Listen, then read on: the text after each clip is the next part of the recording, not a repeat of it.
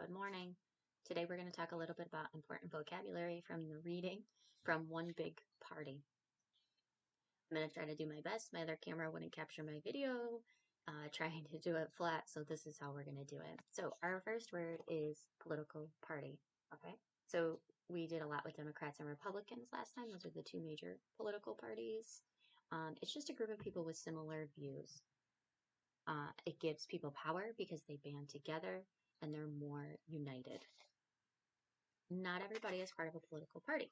Some people are politically independent, okay, which just means they're not declared as a Republican or a Democrat, but they can vote for either. This is 40% of America is politically independent. I'll tell you, when I registered to vote at 18, I didn't know what I was either, so I had registered as independent. But do be wary. Sometimes you cannot vote in a primary election. That's the case in Pennsylvania if you are an independent. I found that out. Speaking of elections, ballot access is our next term. Okay, so access just means you have the ability to get something, right? So this just means we have the ability to get on the ballot. Okay, Republicans and Democrats have ballot access in all states. It's a little bit harder for independents. Think about our area here. Okay, a lot of times you have to sign a petition or find someone from your party to sign for you, and it's going to be really hard in a less dense population for those third parties. Okay. Political parties always have a platform. Okay. And that's how we choose what party we're going to follow.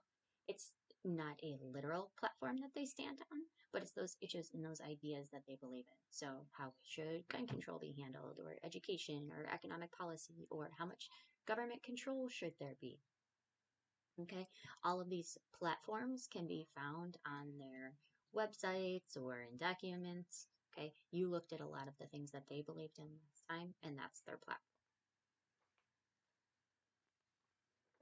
At election time, parties have candidates, right? You know that those people are the ones that are running. It's any type of election are the people, they're called candidates. So they work for their party and their party works for them.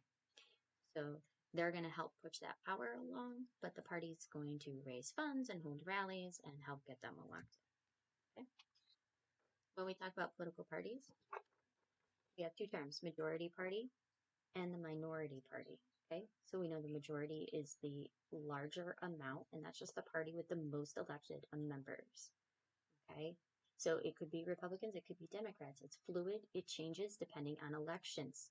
That's why it's really important to go out and vote, not just in a presidential election, because these people hold a lot of power in the legislature.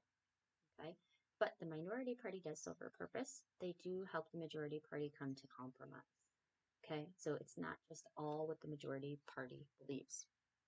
And that's really influential when it comes to public policy. Public policy is all those laws and decisions that the government makes.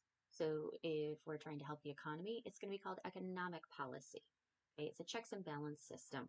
But this does give the president and the governors a lot of power. We see this right now during COVID-19 with President Wolf and some of the decisions that he's making and policy that he's setting, and those people who don't belong to that Democratic Party and how they feel about it.